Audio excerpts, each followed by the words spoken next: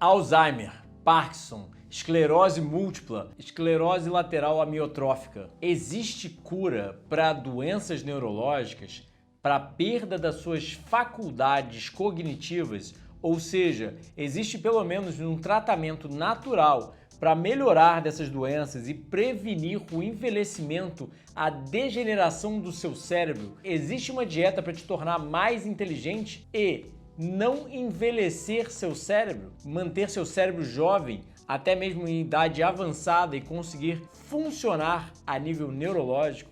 Ou seja, existe algo como a dieta da mente e algo que pode prevenir, tratar e remediar doenças da mente? Fica até o final para aprender mais sobre medicina de estilo de vida, ou seja, tratamentos e remédios naturais contra as doenças neurológicas.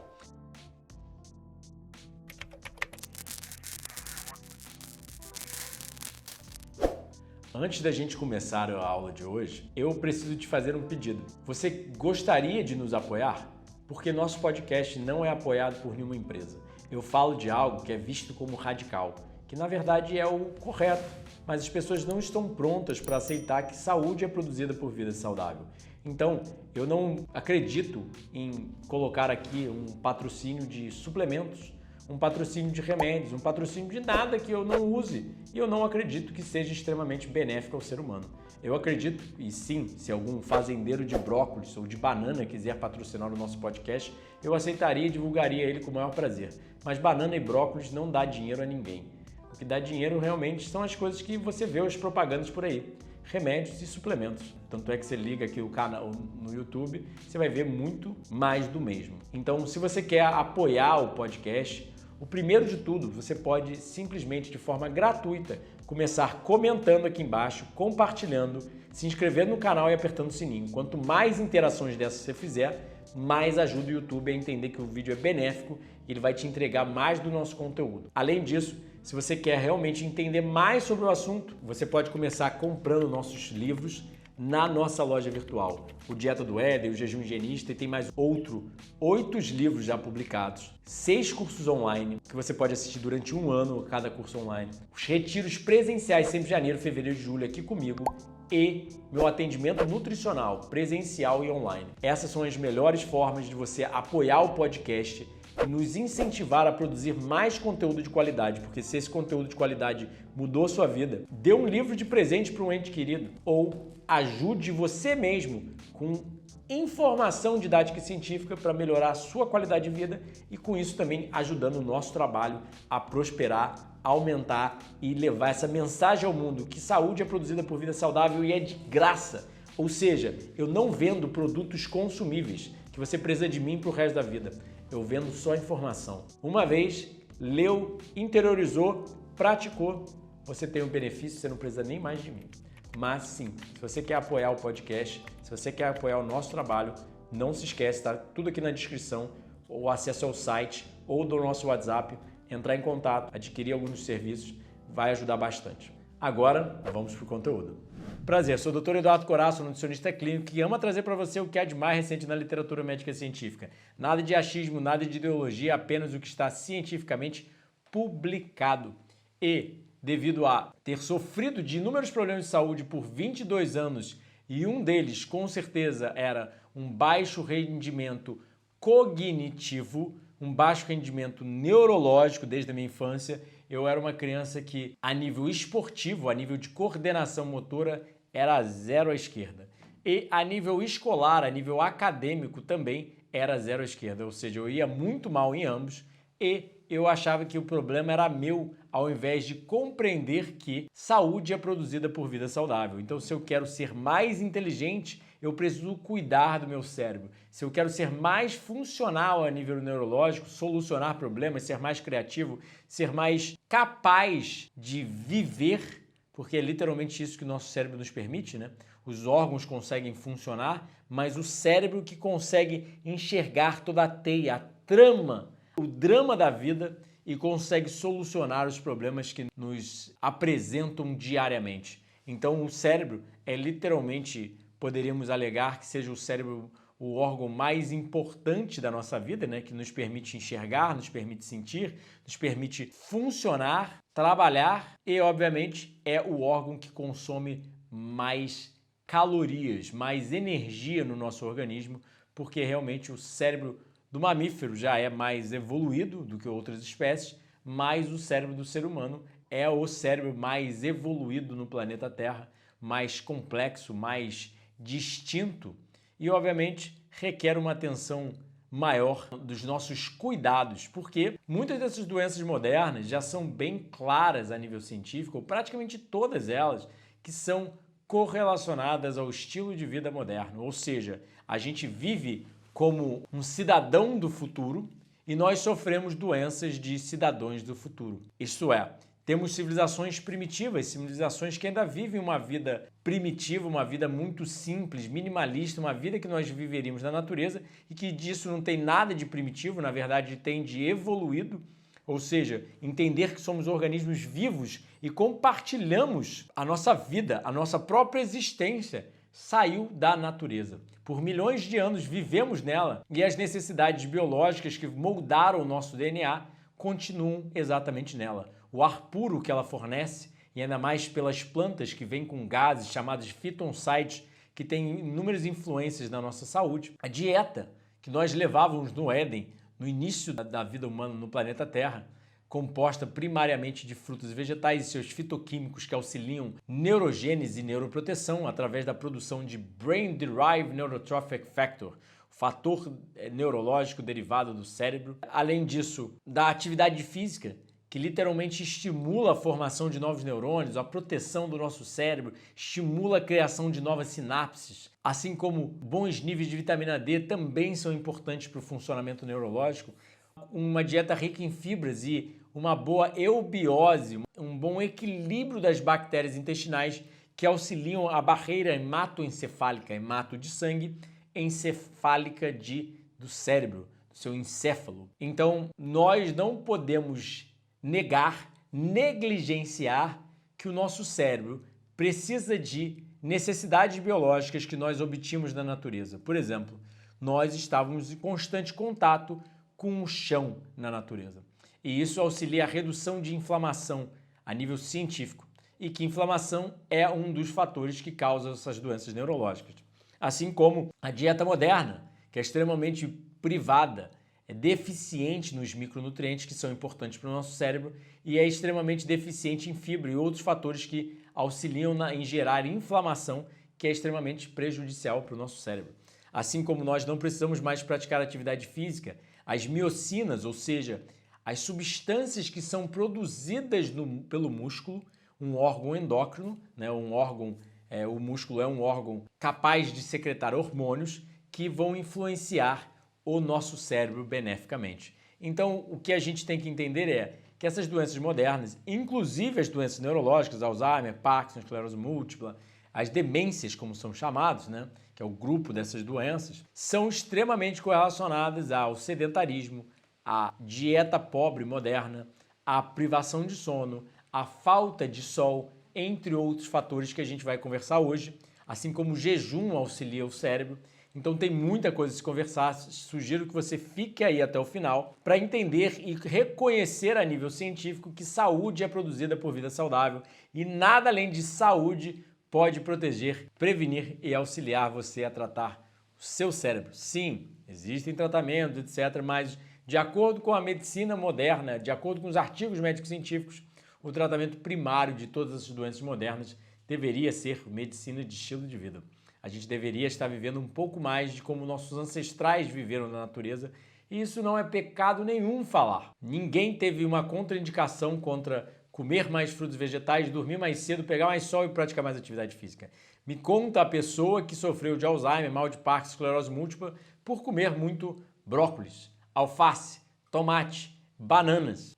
Eu acho que as pessoas acabam sofrendo essas doenças por falta disso e não por causa disso.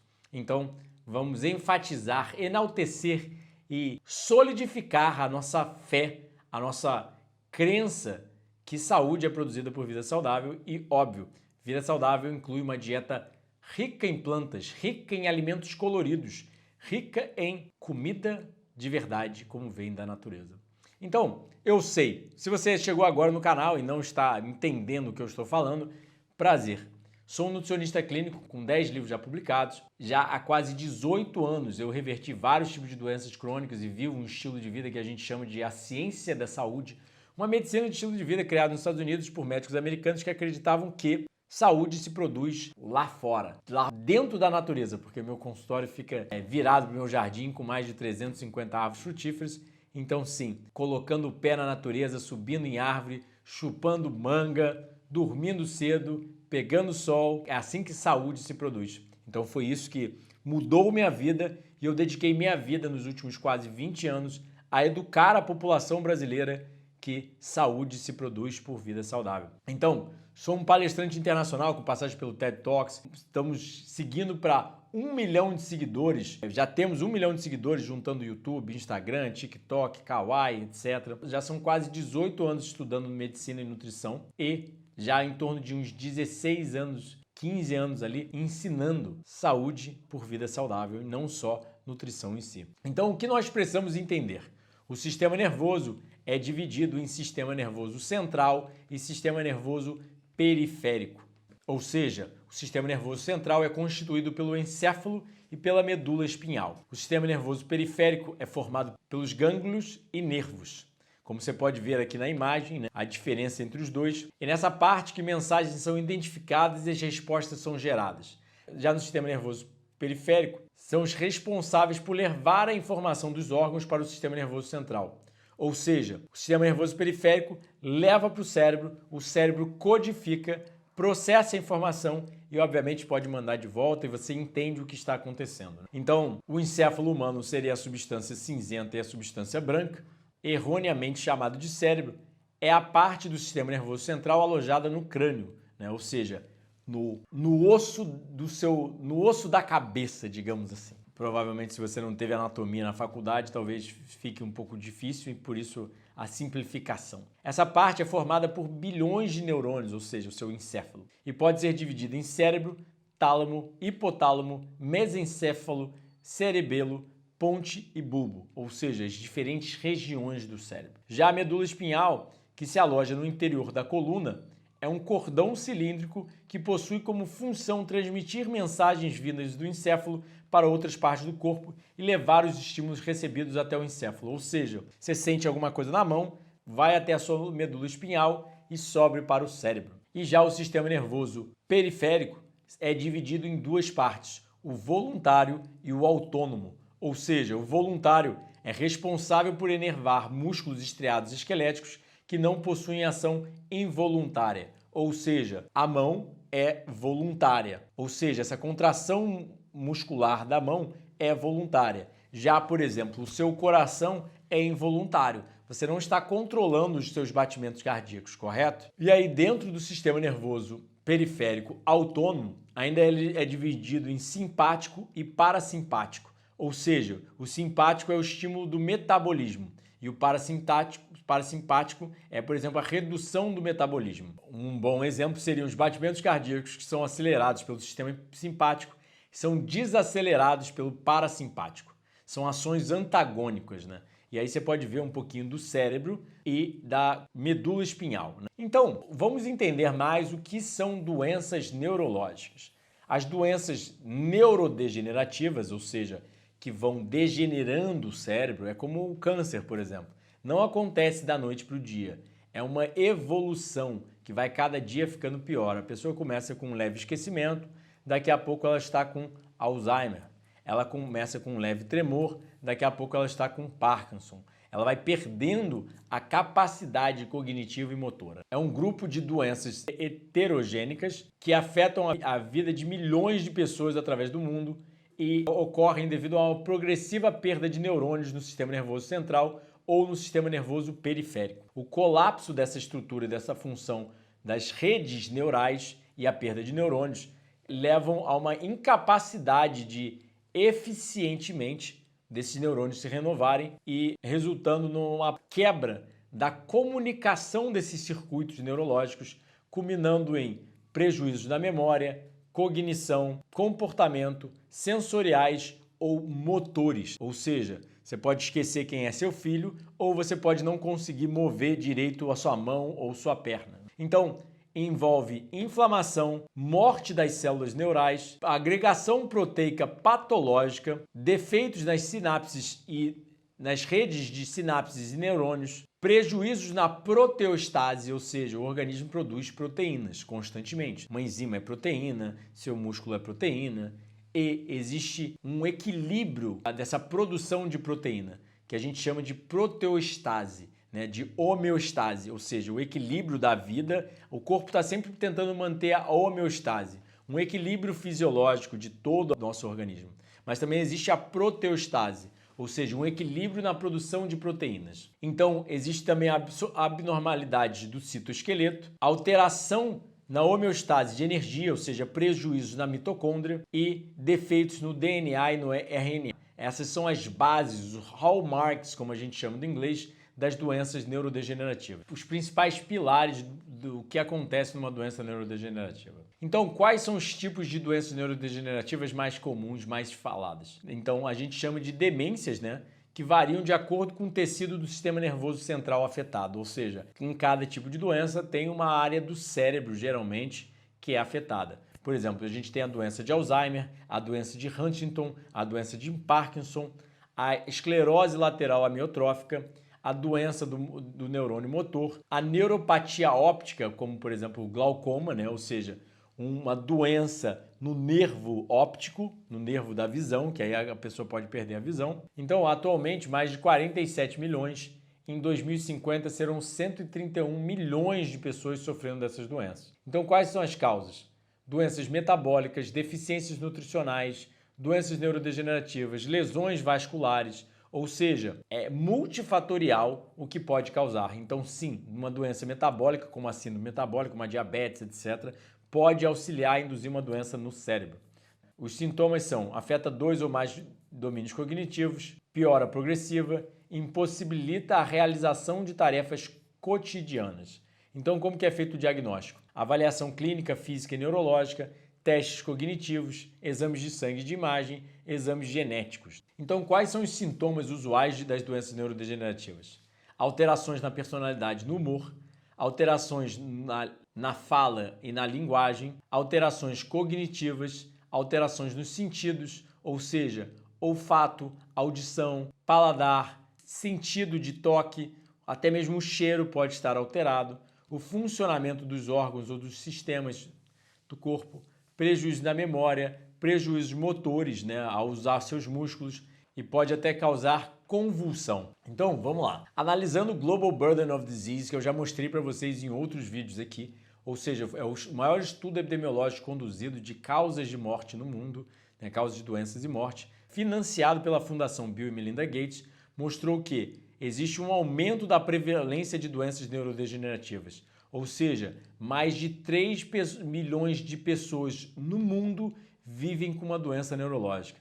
Tais doenças são agora a principal causa de incapacitação ao longo do mundo. A estatística de incapacitação, doença e morte prematura causada por doenças neurológicas tem aumentado em 18% desde 1990. Ou seja, o estudo foi de 1990 a 2021, mostrando que 1 a cada 10 pessoas de idade em torno de 65 ou mais velhas tem doença de Alzheimer, a mais comum doença neurodegenerativa. Globalmente, as 36 condições que afetam o sistema nervoso são as principais causas de DALYs, como o estudo sugere. Incapacitação ajustada por anos de vida. E aí a gente olha até mesmo para Hollywood e vê que realmente essas doenças não têm um tratamento muito eficaz. Por exemplo, a gente tem o Michael J. Fox. Todo mundo se lembra daquele ator do De Volta para o Futuro.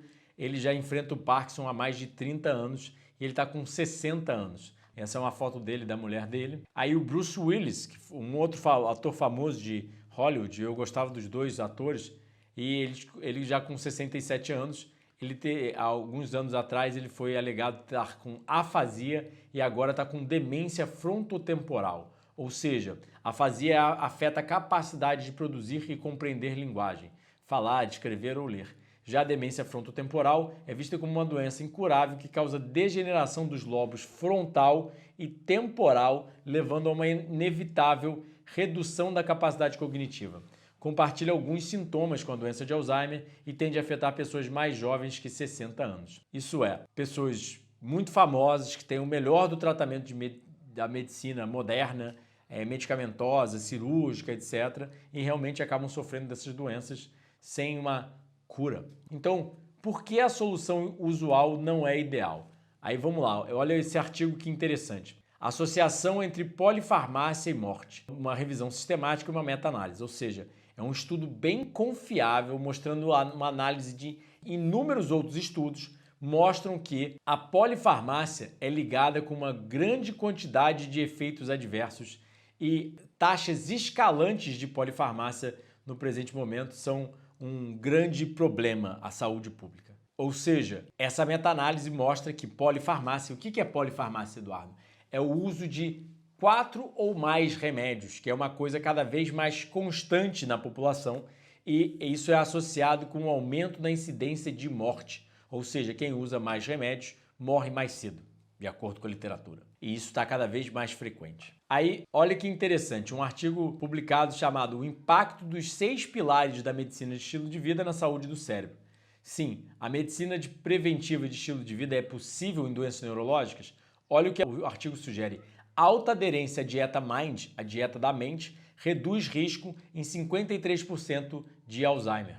Então, a demência é um fator exponencial ao longo do mundo, ou seja, é um fator que só cresce mundialmente. Infelizmente, o tratamento disponível não reverte nenhum tipo de doenças cognitivas. E as evidências atuais mostram que, ao aplicar os 6 pilares de medicina de estilo de vida, ou seja, sol, sono, atividade física, dieta, etc., e obviamente inclui uma dieta baseada em plantas, mostra que a gente consegue reduzir essa perda cognitiva, mostra que a gente consegue melhorar consideravelmente a mente desses indivíduos doentes. E olha que interessante. A dieta da mente incorpora a dieta mediterrânea e a dieta DASH. A dieta mediterrânea você provavelmente já ouviu falar. O que eles comem lá no Mediterrâneo, como a Grécia, que é literalmente muita fruta, vegetal, leguminosa, grãos integrais, oleaginosos e também peixes e queijos magros. E a dieta DASH, que foi uma dieta desenvolvida pelo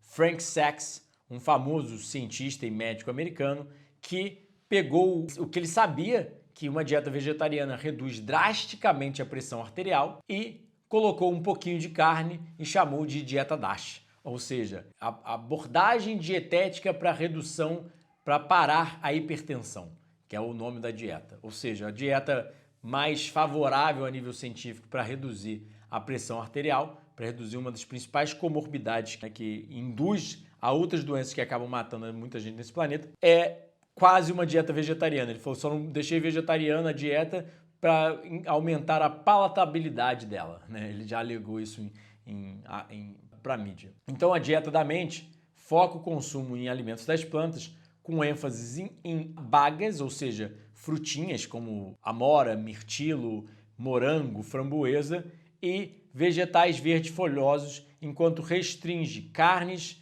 doces, laticínios e a comida, o fast food e alimentos fritos, né? Um estudo longitudinal na Austrália com a dieta da mente mostrou uma 53% de redução de risco de Alzheimer com alta aderência à dieta MIND e 35% de redução em pacientes com moderada aderência. Ou seja, à medida que você aplica a medicina de estilo de vida, é à medida que você tem os benefícios. Não adianta comer um pouquinho e achar que tem um montão de benefício. É simples assim.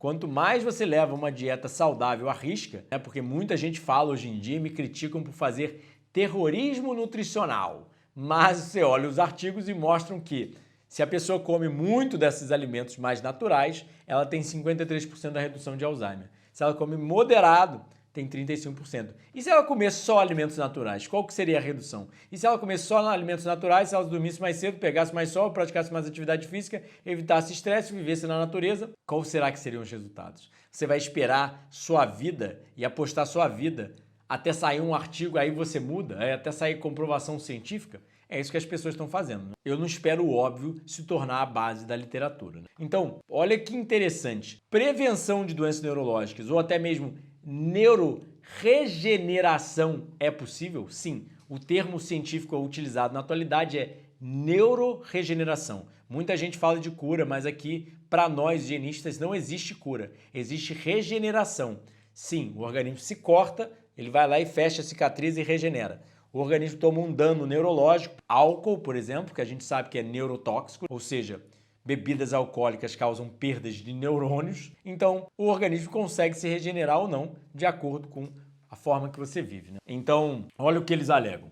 Com nenhum tratamento eficaz para doenças neurodegenerativas atualmente, e os pacientes progressivamente tendo um declínio cognitivo, cegueira e até mesmo a morte, doenças neuroregeneração é a única opção para restaurar esses neurônios degenerados. Para doenças neurodegenerativas que danificam o cérebro, como Alzheimer e Parkinson, perda de neurônios dentro das regiões corticais e subcorticais do cérebro podem ser problemáticas para regenerar devido à potencial invasividade dos procedimentos requeridos. Ou seja, sair invadindo o cérebro com a medicina moderna, alopática, pode ser muito perigoso, né?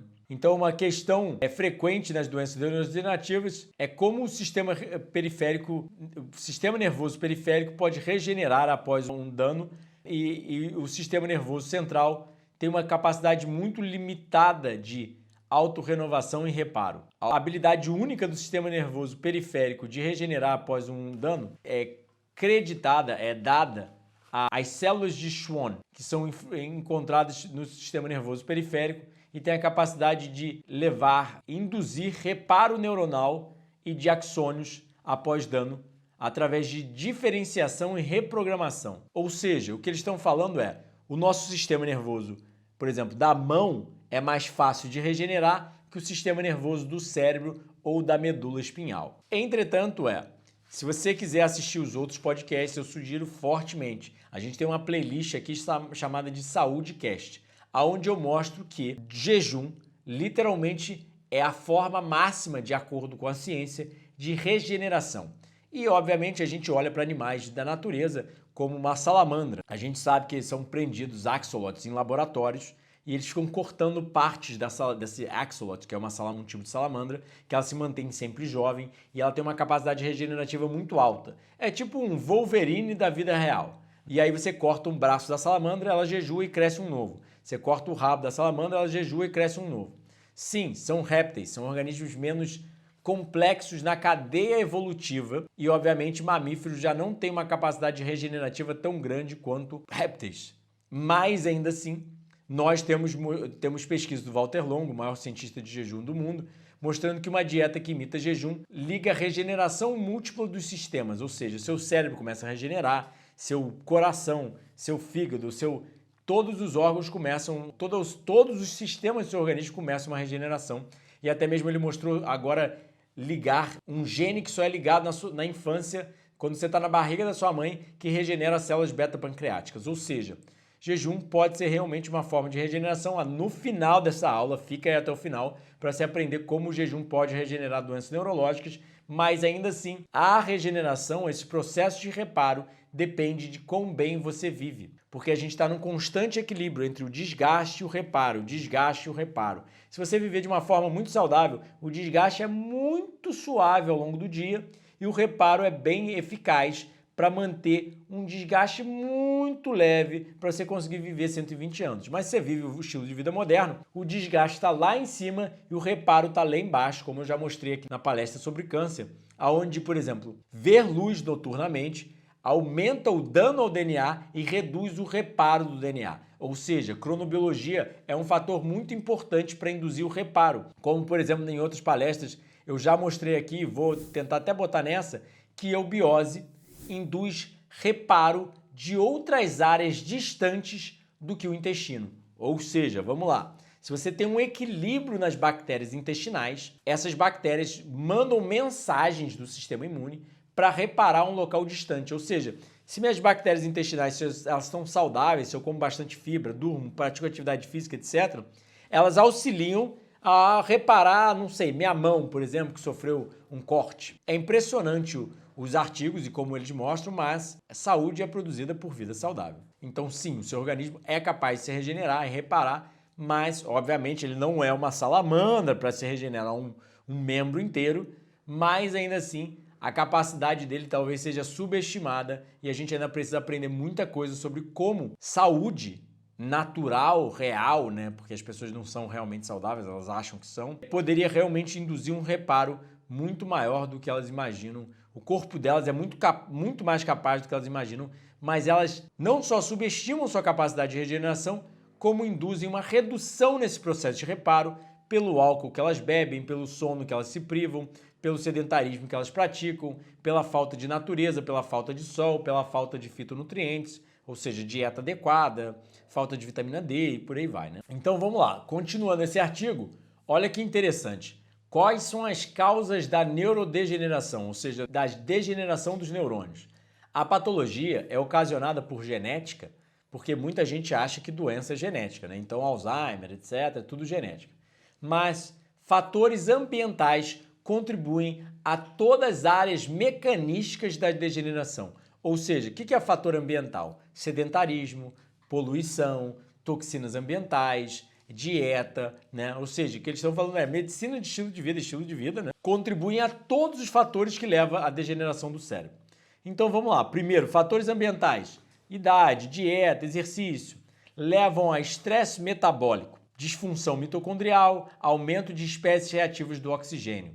Ou seja, disfunção da geração de energia dentro da sua célula, que leva ao aumento dos radicais livres, um excesso de radicais livres para os antioxidantes e, obviamente, aumento de inflamação, etc. Né? Aí, fatores genéticos, que eles alegam também, que eu acho que a epigenética prega uma parte muito mais importante, mas também. Aí, vamos lá. Acoplamento neurovascular, ou seja, ocorrem prejuízos na barreira entre o sangue e o cérebro. É a conexão entre os neurônios e o fornecimento de sangue através dos seus vasos, que é da onde vem a energia, os nutrientes, o oxigênio para esses neurônios funcionarem, né? Ou seja, você está com aterosclerose, você está com entupimento da artéria que vai para o seu cérebro, da aorta, por exemplo. E aí você começa a sofrer os neurônios não têm nutrientes, não têm o combustível ali para eles funcionarem devidamente. E aí também tem neuroinflamação, ou seja, infiltração das células do sistema imune, reatividade de astroglias, ou seja, a inflamação que a gente sofre na mão também pode ocorrer no cérebro. Aquela sensação de inflamado, sabe, você bateu com a mão ou machucou algum lugar e está bem inflamado, isso também pode acontecer no cérebro, só não é tão sensível, visível para você, porque você não fica com a cabeça inflamada. Assim como humanos envelhecem, a incidência de doenças neurodegenerativas começam a aumentar devido aos mecanismos celulares de homeostase começam a mal funcionar. Ou seja, à medida que a gente vai envelhecendo, o mecanismo de proteção do cérebro, de saúde do cérebro, vai também envelhecendo. O nosso cérebro não consegue se manter tão jovem, que é o que eles alegam. Então, eu não concordo com o envelhecimento em si. Se você quer aprender mais sobre por que seres humanos degeneram e não envelhecem, tem um podcast aqui sobre como viver até os 100 anos. E, na verdade, um estilo de vida saudável pode prevenir todo esse envelhecimento que as pessoas veem como normal. Sugiro assistir, é top a aula. Mas dieta e exercício são fatores cruciais na manutenção da saúde do sistema nervoso central. Micronutrientes, tais como vitaminas e minerais, são papéis integrais nesses processos biológicos. Ou seja, se você está comendo uma dieta industrializada, uma dieta rica em proteína animal, você está obtendo muito pouco ou não está obtendo muitos desses minerais e vitaminas extremamente importantes que apenas as plantas conseguem sintetizar. Sim, as plantas puxam os minerais do solo, sintetizam vitaminas e te fornecem uma quantidade muito mais alta do que você acha num animal. Por quê? Porque o animal é um atravessador de nutrientes. Ou seja, a vaca vai e come a grama rica em nutrientes e te fornece uma quantidade de nutrientes muito mais baixa, porque ela já utilizou a maior parte das vitaminas e minerais para se construir, para funcionar. Então, ao invés de você ir para a fonte, a planta direto ali do solo, direto da árvore, né, que contém uma quantidade muito maior, de acordo com a literatura, qualquer nutricionista pode, ou até você não sendo nutricionista, você pode abrir uma tabela de valores nutricionais, como um software dietético, como o Cronometer para o seu celular. E você vai ver que você bota 100, 200, 1000 calorias de frutos e vegetais ou 1000 calorias de carne. 1000 calorias de frutos e vegetais vão ter muito mais vitamina C, vitamina A, vitamina E, vitamina K e por aí vai, do que uma carne em si. Para finalizar esse artigo, fatores neuroprotetores, neuroregenerativos e neurodegenerativos. Então a gente tem muitos biomarcadores, ou seja, as formas de mensurar que nosso cérebro está sofrendo dessas doenças. Por exemplo, na doença de Alzheimer, a gente tem as placas beta-amiloides, né, que vão se acumulando no cérebro e conseguem ser detectadas através de uma mensuração no seu sangue, da proporção de AB42 para AB40. E aí já um PET scan, uma ressonância no cérebro, consegue facilmente mostrar placas e fibrilações no cérebro, ou seja, outros marcadores. Até mesmo no cérebro do espinhal tem as proteínas tau, que são outras causas dessas doenças neurológicas. Então a gente já consegue identificar através de exames se você vai ter uma maior propensão para essas doenças e até mesmo correlacionando, por exemplo, privação de sono aumenta o acúmulo de placas beta-amiloide e proteínas tau. Você gosta do nosso canal? Ele tem te ajudado a fazer a diferença na sua vida, na sua saúde ou até mesmo ajudar seus entes queridos? Então, não esqueça que nosso podcast não é patrocinado. Eu falo sobre vida saudável, algo que não dá dinheiro a ninguém. Ou seja, até mesmo meus pacientes não precisam ficar voltando para consulta, atrás de consulta, vir pegar prescrição de suplementos, de remédios. O nutricionista não pode prescrever remédio, mas ainda assim, a pessoa que se atende comigo, ela aprende vida saudável e geralmente ela nem precisa voltar a ser atendida porque realmente a saúde dela melhora. Então, com isso sendo dito, eu não sou patrocinado por ninguém, porque tem muita gente por aí prescrevendo suplemento, prescrevendo remédios, prescrevendo um monte de coisa, ou fazendo vários tipos de tratamentos auxiliares e ganhando muito com a área da saúde. Eu não. Eu acredito em educação de medicina de estilo de vida. Então, a única coisa que eu vendo é educação para você mesmo aplicar aí na sua casa e melhorar a sua qualidade de vida, a sua saúde. Mas não tem nenhum produtor de brócolis querendo me financiar, não querendo estimular o podcast, porque assim não se ganha dinheiro.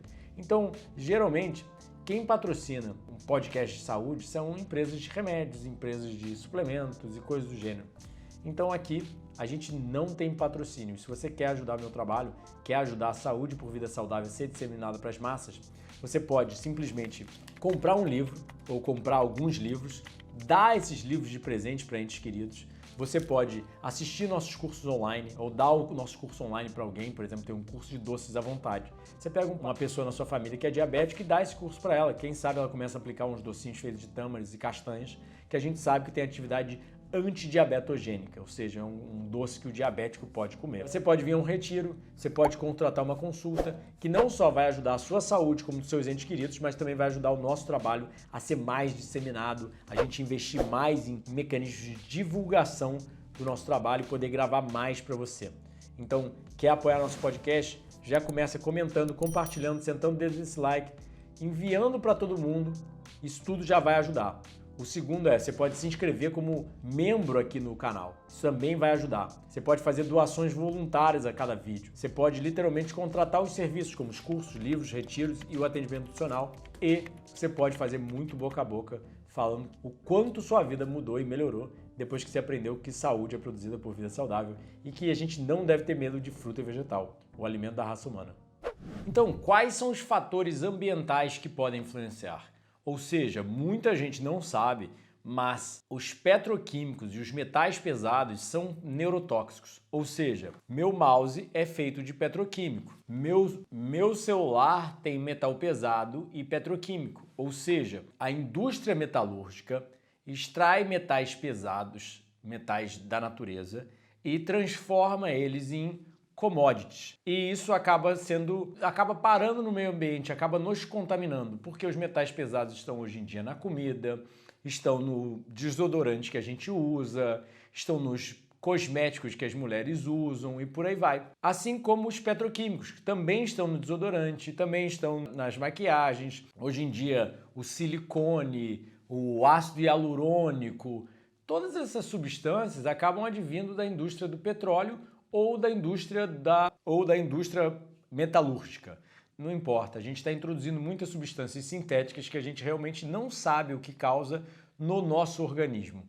E, de acordo com a ciência, pelo menos a gente já sabe que o manganês, que por exemplo tem em latinhas, o flúor, que tem em pasta de dente, o clorpirifos, que é um tipo de agrotóxico, um inseticida, o DDT e o DDE, que é um outro agrotóxico, o tetraclorietileno, né, que é usado nos dry cleaners, né, naquelas limpezas de roupas a seco. Os PBDEs, como você pode ver aqui, polibrominato de feniléteres, que é usado, por exemplo, em mobílias, né, em sofás. O arsênico, o chumbo, que é usado em pinturas. O mercúrio, o tolueno, que é usado em combustível. O etanol e até mesmo os PCBs, que são usados nos carros, são neurotóxicos, tá? Então isso é as toxinas ambientais. Entretanto, muitas outras coisas também têm fatores ambientais, também são fatores que influenciam, como poluição do ar, endotoxinas, ou seja, são fatores biológicos, toxinas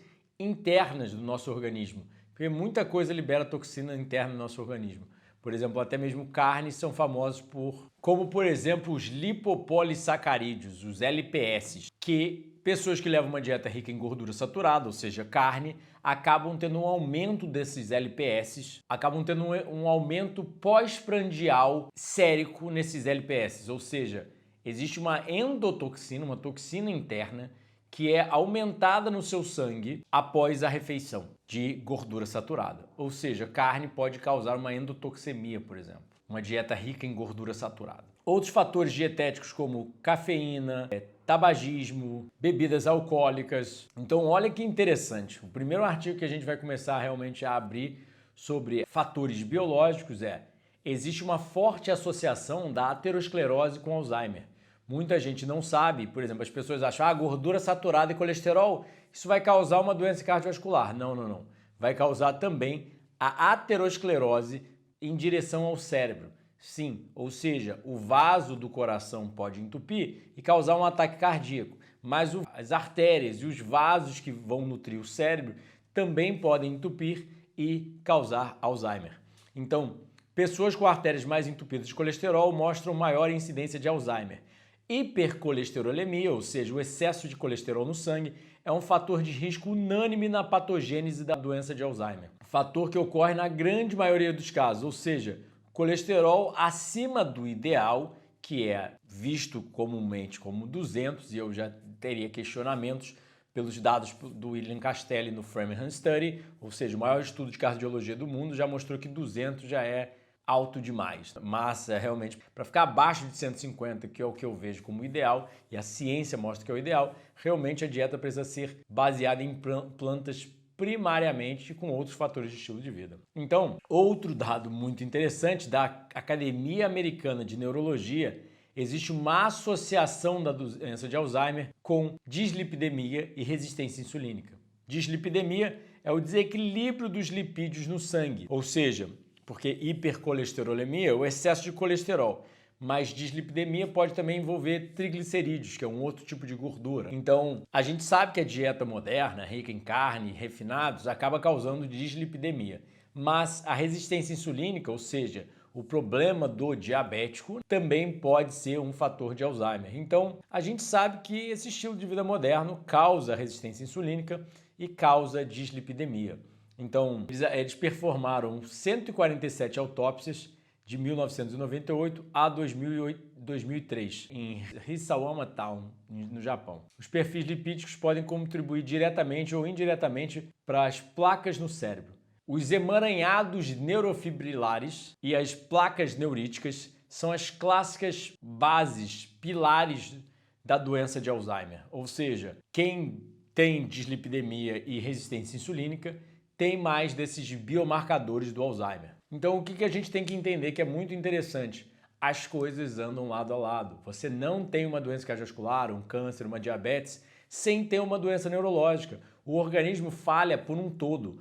Óbvio, um órgão falha primeiro. Você vai morrer de câncer ou de doença cardiovascular, geralmente antes de todas as outras doenças, mas as outras doenças já estão ocorrendo concomitantemente. Então, se seu coração não está tão saudável, você está mais cheinho, está tendo alguns problemas de saúde, pode ter certeza que o seu cérebro também não está funcionando tão bem quanto deveria. Então não vamos separar as doenças como a medicina moderna faz. Vamos entender que tudo é holístico, tudo anda lado a lado no nosso organismo. É uma unidade, é um todo. Então, proteger seu cérebro é proteger seu coração, proteger da diabetes, proteger do câncer e por aí vai. Proteger seu coração também é proteger seu cérebro. Se proteger de câncer, também é proteger do seu cérebro. Então aí a gente passa por um dado muito interessante, olha isso. Nigerianos têm as maiores taxas de gene do Alzheimer no mundo e as menores taxas da doença de Alzheimer. Como? Eduardo, mas as doenças são genéticas, isso é tudo genética.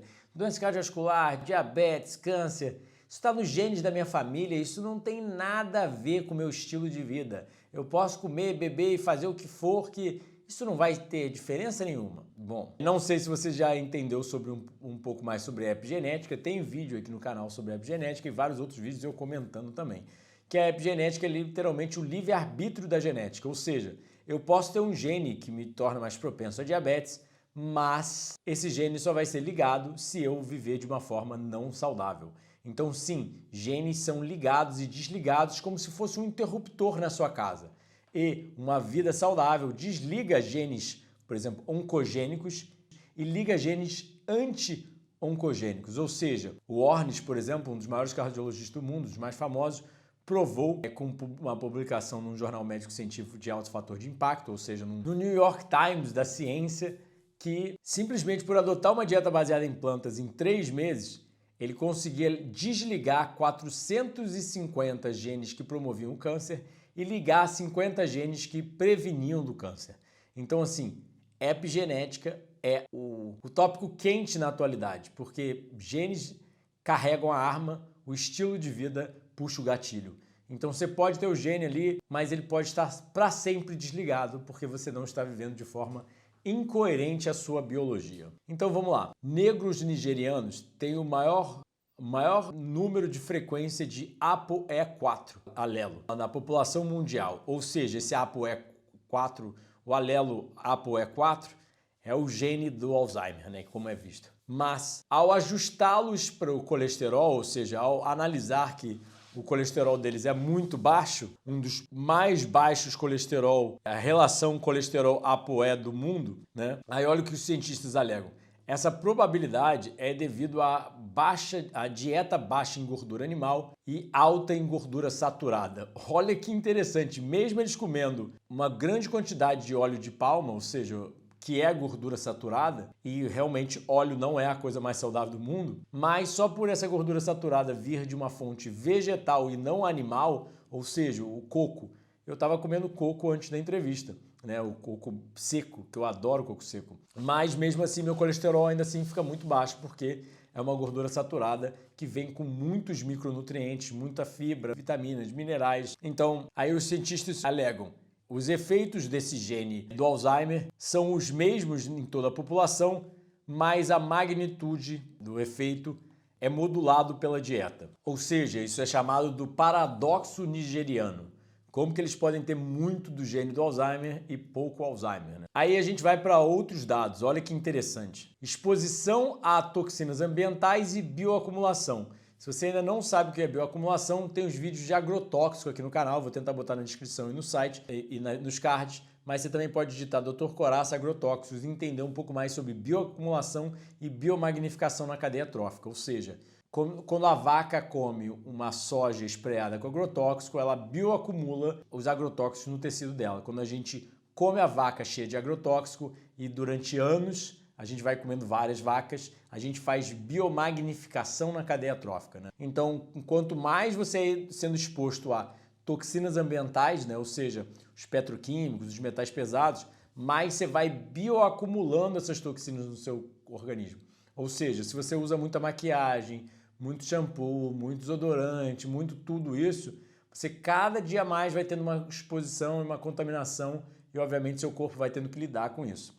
Então, eles alegam que é uma comum e potencialmente reversível causa de disfunção cognitiva e demência, né? Então, agrotóxicos, formol, metanol, retardantes de chamas, sim, os extintores de incêndio têm uma substância extremamente tóxicas, né? Panelas antiaderentes, metais pesados, uma significante proporção do que é correlacionado na atualidade declínio cognitivo pode ser, de fato, uma exposição prévia a neurotoxinas tais como o chumbo. Simplesmente remover a intoxicação pode restaurar o funcionamento fisiológico.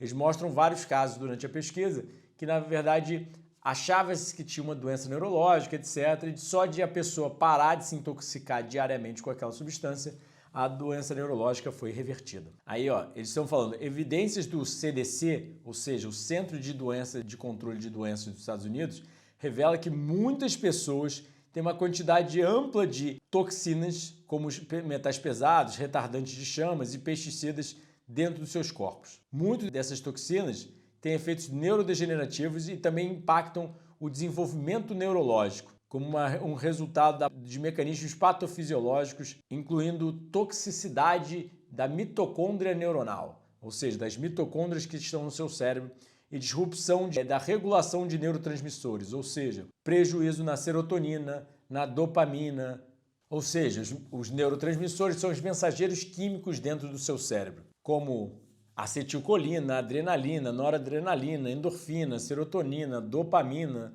e por aí vai. Então, olha que interessante esse artigo e eu já venho falando isso há muito tempo e tem até um vídeo aqui no canal sobre o assunto. Como o vídeo está chamado de Perigo Tomar Chá Assim, onde eu mostrei que chás usuais, eles vêm naquele plásticozinho, ou seja, é uma redezinha que na verdade é feita de petroquímico. E quando você aquece o chá, aquece aquele sachêzinho, ele literalmente vai lixiviar muito petroquímico para dentro da sua xícara, né? Para dentro do seu chá. Então, realmente, chá é algo benéfico e com vários benefícios à saúde, porque é uma planta. Entretanto, quando você usa esse chá industrial e não faz um chá em casa, etc., sem essa redezinha de petroquímico, você pode estar levando muitas substâncias tóxicas para dentro do seu organismo. Então, isso é uma coisa muito importante, pessoal. A gente continuamente está jogando bebidas quentes dentro de plástico. Isso é extremamente tóxico de acordo com a ciência. Então, olha essa pesquisa aqui. Exposição ao bisfenol A, o BPA, que é a famosa toxina que estava nas mamadeiras de criança, que foi removida, em xícaras de café, em café servido em copos de plásticos. Ou seja, todo mundo adora o Starbucks, aquela empresa americana que vende café para todo mundo e bota naqueles copinhos, mas as pessoas não sabem realmente que aquilo pode estar sendo uma grande contaminação de substâncias tóxicas de petroquímicos, né? Então, o bisfenol A pode ser lixiviado nesses copos de plásticos em bebidas quentes em um período muito curto de tempo, sendo um significante impacto na saúde pública. Ou seja, o bisfenol A está amplamente em containers de bebidas e de alimentos, e até mesmo nas mamadeiras de crianças, né? Sim, a lata que você usa de milho, de ervilha, tem bisfenol A dentro, por incrível que pareça. A lata que você usa de bebidas em geral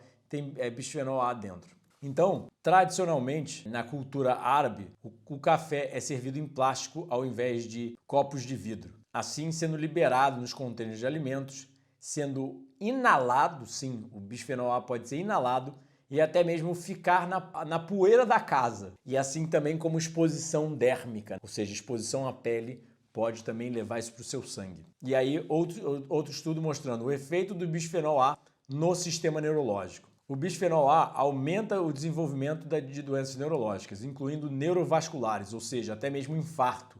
Não é nem só a perda dos neurônios, a disfunção neurológica, né? Mas até mesmo um infarto, ou seja, até mesmo um derrame cerebral. E aí é o que o Murilão falou aqui, nosso cameraman, editor de vídeo, que você toma um chá para ficar bem, mas você toma um chá que acaba prejudicando, né? Hoje em dia é tudo muito relativo. Os efeitos prejudiciais do BPA no desenvolvimento neurológico em crianças contribuem ao aumento dessas doenças neurológicas sérias. Problemas como prejuízo na atenção, desordem de hiperatividade, o TDAH, o transtorno de déficit de atenção com hiperatividade, o autismo, depressão, problemas emocionais, ansiedade e desordens cognitivas. Exposição ao BPA compromete a saúde humana, prejudicando o desenvolvimento neurológico e promovendo a progressão de doenças neurológicas. Ou seja, não é só dieta, não é só sono, não é só sol, não é atividade física, é tudo que você se expõe, inclusive os petroquímicos sintéticos. Ah, Eduardo, mas eu não consigo viver no mundo sem exposição tóxica. Eu sei, também não. Estou exposto ao Wi-Fi no presente momento, eu toco no meu celular, até a mesa que eu estou tocando é invernizada com BPA e com esses petroquímicos sintéticos. Consigo evitar completamente? Não. Consigo minimizar? Consigo. Por exemplo, hoje em dia eu uso menos pasta de dente, uso mais água com escova para escovar, obviamente quando eu estou com a namorada, etc. Posso realmente usar uma pasta de dente, mas é muito menos do que antigamente. Assim como petroquímicos sintéticos na minha pele. E principalmente, o principal fator seria, sem sombra de dúvida, focar em comer uma dieta saudável, que esses fitonutrientes das plantas têm atividade anti-inflamatória e antioxidante, porque esses POPs, os poluentes orgânicos persistentes, ou seja, a classe de todas as toxinas ambientais, tem essas duas atividades, são assim que eles começam o dano no nosso organismo, sendo inflamatórios e sendo oxidantes. Então, por comer mais fitonutrientes, a gente sabe que eles inibem essa atividade e eles até mesmo quelam metais pesados, ou seja, eles se ligam a metais pesados para auxiliar na remoção deles do nosso organismo. Então, plantas são a melhor forma, plantas integrais, frescas, maduras, orgânicas, etc., são a melhor forma de evitar essas toxinas. Não consigo orgânico, Eduardo. Tem vídeo aqui no canal sobre comer orgânico, não comer orgânico. Tem vários vídeos, na verdade, uns 4. Então, sugiro você assistir todos para entender melhor. Então, a exposição ao BPA prejudica várias partes estruturais e moleculares, causam alterações no cérebro, promovendo estresse oxidativo, alterando a expressão de genes e proteínas, efeitos destrutivos nos neurotransmissores, excitotoxicidade e neuroinflamação, danificando a barreira hematoencefálica, ou seja, a barreira entre o sangue e o cérebro, causando dano aos neurônios, morte programada das células, a apoptose, disrupção de cálcio, da homeostase do cálcio intracelular, ou seja, prejuízo no equilíbrio do cálcio dentro das células, aumentando as espécies reativas do oxigênio, ou seja, os radicais livres, reduzindo o tamanho dos axônios, dano às microglias, dano ao DNA das microglias, à astrogliose e reduzindo a mielinação, ou seja, várias áreas dos neurônios e a capa que conecta os neurônios em si. Ou seja, a bainha de mielina, né, essa mielinização, como eles falaram, é literalmente o que recobre os axônios, atuando como um isolante elétrico, facilitando a rápida comunicação entre os neurônios. Então, o bisfenol A é um disruptor endócrino, um químico disruptor endócrino, ou seja, se você quer entender mais sobre isso, tem alguns vídeos aqui no canal sobre a feminização do homem, a queda da testosterona, entre vários desses fatores de prejuízo hormonal por esses químicos sintéticos. Ou seja, esses químicos sintéticos, eles agem como hormônio feminino e bloqueiam o masculino, literalmente feminizando o homem, prejudicando a mulher em inúmeras maneiras possíveis, até mesmo SOP, síndrome do ovário policístico. Hoje em dia a gente sabe que é excesso de testosterona na mulher, excesso de hormônios androgênicos, né? Então, são vários desequilíbrios hormonais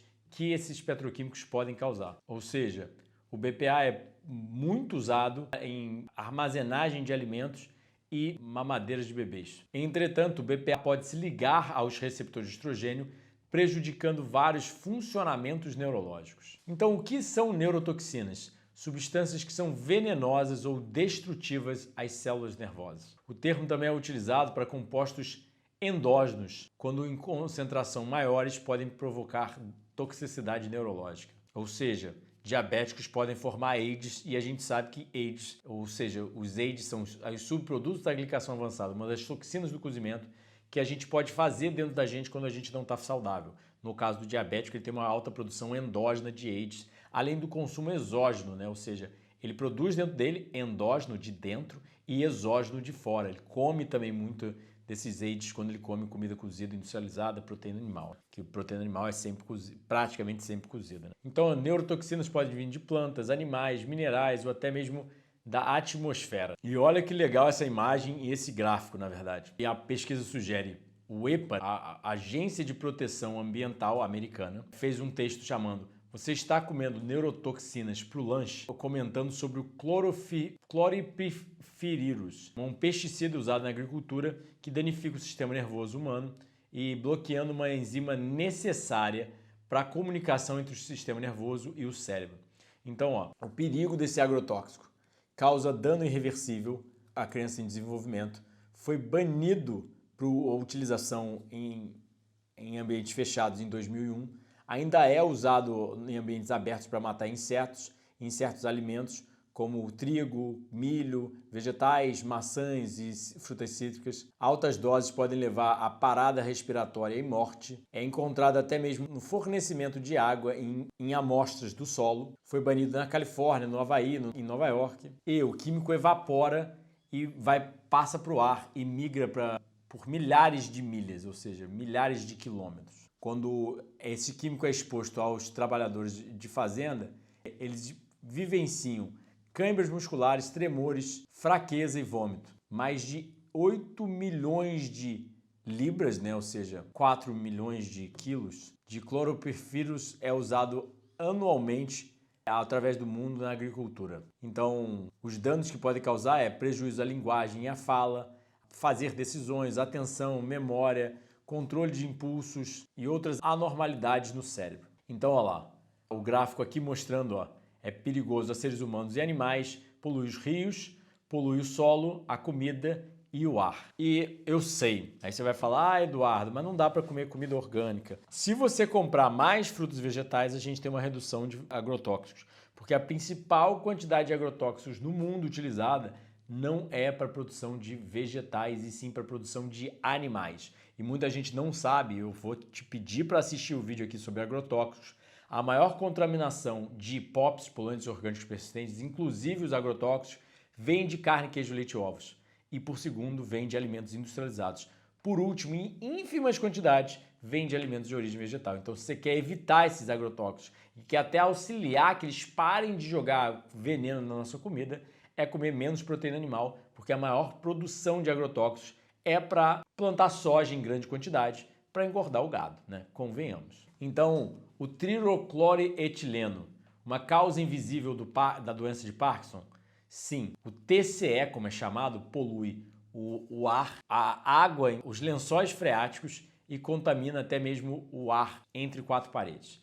Esse químico sem cor foi primeiro ligado ao Parkinson em 1969. Exposição ocupacional ou por hobby a esse solvente foi associado com um aumento de 500% de desenvolver a doença de Parkinson. E o que é esse químico? Então esse TCE, na verdade, é usado para fazer ar-condicionados, como um dissolvedor de gordura de equipamentos de metal. É usado em alguns produtos de limpeza de casa, aerosol, limpeza de ferramentas, removedor de tinta, adesivo de spray, limpador de carpete, removedor de manchas. Então, quando você está usando isso na sua casa, você pode inalar ele no ar ou, por exemplo, beber a água contaminada com ele ou até mesmo comer alimentos que foram lavados ou processados com água contaminada. Esse químico era usado extensivamente pelos militares americanos para desengordurar equipamentos e aí acabou contaminando drasticamente em volta das bases americanas. E era até mesmo usado como um anestésico cirúrgico e um inalador analgésico, mas foi banido em 1977. Mas nesse caso, por exemplo, que eles estão falando, ocupacional, é na verdade para limpeza de roupas dry clean, aquela limpeza de roupas a seco, e até mesmo pode ser achado no café descafeinado. Pode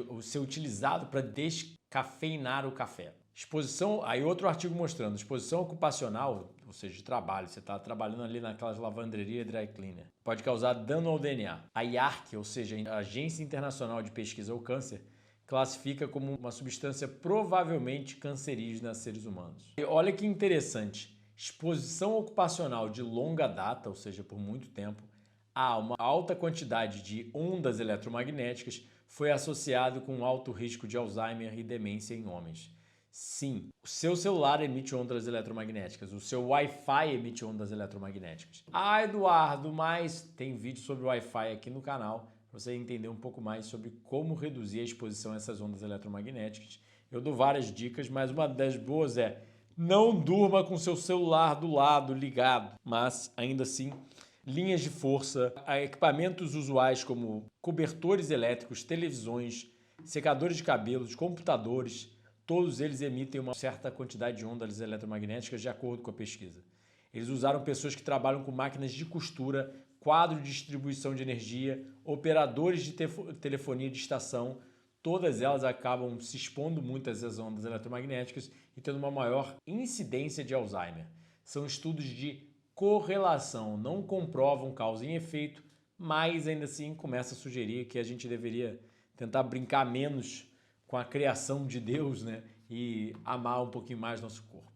Então vamos lá. Tirando isso tudo que a gente falou, o que acontece é, eu mesmo na minha faculdade, uma das minhas primeiras aulas na faculdade, minha professora alegou que neurogênese não ocorria, quando eu já sabia, que eu acho que foi a Kepler, que foi a primeira a provar, uma pesquisadora famosa, foi a primeira a provar que sim, neurogênese ocorre em adultos.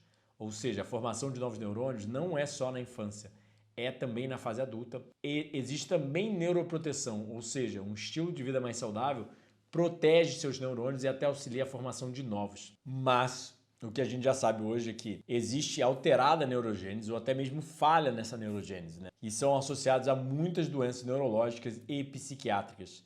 Mas o que a gente tem que saber é da onde que vem essa falha, essa alteração? Estilo de vida. Então, contrário à crença sustentada por muito tempo, a neurogênese não para após o desenvolvimento pós-natal, ou seja, ali logo no início da infância.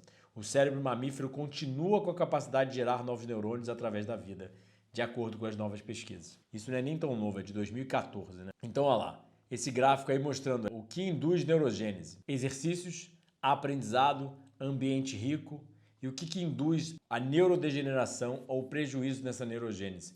Estresse, envelhecimento, inflamação, álcool. E vamos lá, como proteger seu cérebro? Qual o alimento ideal para o cérebro? Que todo mundo já deve estar se perguntando e já me perguntam isso todo santo dia, né? Então, a gente tem que entender a nível científico que desidratação prejudica o cérebro, obesidade prejudica o cérebro, gorduras ruins prejudicam o cérebro, privação de sono prejudica o cérebro, deficiência de micronutrientes, antioxidantes e inflamação prejudica o cérebro, fitonutrientes protegem o cérebro, fibra auxilia através dos pós-bióticos a barreira hematoencefálica, ou seja, os pós-bióticos são o que a gente chama de acetato, butirato, propianato, ou seja, a gente come plantas, as plantas têm fibras que servem de pré e probiótico, né, porque existem bactérias até mesmo nos alimentos de origem vegetal, que povoam nossa microbiota intestinal e a microbiota intestinal vai e digere a fibra. Quando ela digere a fibra, ela solta cocô de bactéria, ou seja, os subprodutos desse metabolismo acabam nos nutrindo e auxiliando a barreira intestinal e a barreira cérebro-intestino também, né? O eixo cérebro, como é chamado. E também a atividade física auxilia o cérebro e ter uma dieta ruim prejudica ser ativo fisicamente. Então tá tudo interligado, como a gente pode ver. Então, frutos e vegetais contêm água em abundância e a mais pura que existe. Frutos e vegetais são inversamente correlacionados ao sobrepeso e obesidade. Frutos e vegetais são ricos em fitonutrientes neuroprotetores como a luteína e a zeaxantina, ou seja, que protegem seu cérebro. Ou fitonutrientes que tem, por exemplo, na amora, em alimentos mais escuros. Frutos e vegetais auxiliam a energia para a atividade física. Frutos e vegetais são ricos em pré e probióticos para a produção desses ácidos graxos de cadeia curta, o cocô da bactéria. Frutos e vegetais auxiliam a regular o sono e contêm melatonina. Frutos vegetais e oleaginosos são ricos em gorduras boas. Frutos vegetais são ricos em micronutrientes e antioxidantes. Ou seja, como proteger seu organismo? Vida saudável, vida saudável, vida saudável.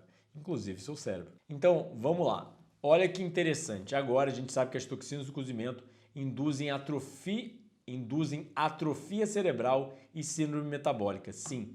Ou seja, cozinhar, e principalmente depende do que você cozinha, carne, comer alimentos industrializados, ou a proteína animal em geral, ou um cozimento mais fritura, um cozimento mais agressivo, digamos assim, produz muito mais AIDS.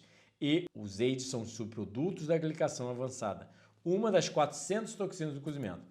E elas induzem atrofia cerebral, seu cérebro atrofia, como se fosse um músculo ficando sem malhar. E a síndrome metabólica, ou seja, o início da diabetes, hipertensão, entre várias outras doenças. As glicotoxinas, ou os AIDS, são uma classe de agentes promotores do estresse oxidativo, dos radicais livres, implicado na diabetes, envelhecimento, inclusive dano cerebral devido ao Alzheimer e infarto. Certos AIDS, como os derivados do metilglicosal, um dos mais estudados, amplificam as propriedades pró-inflamatórias das placas beta-amiloide e das proteínas tal. Eduardo, mas o que é isso? Vamos lá, como a gente já falou, o Alzheimer é classificado pelo acúmulo de duas substâncias tóxicas no cérebro, as placas beta-amiloide e as proteínas tal. Então, quando você come essas toxinas do cozimento, eu vou comer sushi cru, não tem AIDS. Eu vou comer peixe cozido, tem mais AIDS. Dependendo do tipo de cozimento, tem mais AIDS ou menos AIDS. E aí, quanto mais AIDS vai ter, mais eles vão amplificar as propriedades inflamatórias dessas toxinas que se acumulam no cérebro nessas doenças. E tem como remover elas do cérebro, sim. Em relação ao estilo de vida saudável, a gente já vai falar sobre isso. Mas altos níveis de metilglicosal no cérebro ou na circulação, ou seja, essa toxina vai parar no cérebro, não é nem só na sua circulação, não. São ligados a declínio cognitivo em pessoas idosas, AIDS exógenos, ou seja, externos, vindo dos alimentos, são neurotóxicos e contribuem para doenças crônicas devido à sua abundância em nutrientes alterados termicamente. Restrição de AIDS também melhora a resistência insulínica e a inflamação em humanos. E a gente sabe que hoje em dia a gente já chama o Alzheimer de diabetes tipo 3. Então, só de reduzir esses AIDS, reduzem a diabetes, também, obviamente, melhoram o seu cérebro. Então, ratos alimentados com AIDS têm cérebros com deficiência de SIRTs, ou seja, a enzima da longevidade, a enzima do reparo. Tem aumento das placas beta-amiloides, déficit motor, cognitivo e síndrome metabólica. Essas descobertas foram validadas em humanos idosos que têm altos níveis de metilglicosal. Os AIDS causam supressão crônica dessa SIRT. Os AIDS suprimem a enzima que é para reparar nosso organismo. E não só é testado já em ratos, mas como em seres humanos. Ou seja, quanto mais toxinas do cozimento, mais demências, mais doenças neurológicas. E talvez seja uma das razões que a gente sabe que carne e a proteína animal em geral é positivamente correlacionada a doenças neurológicas.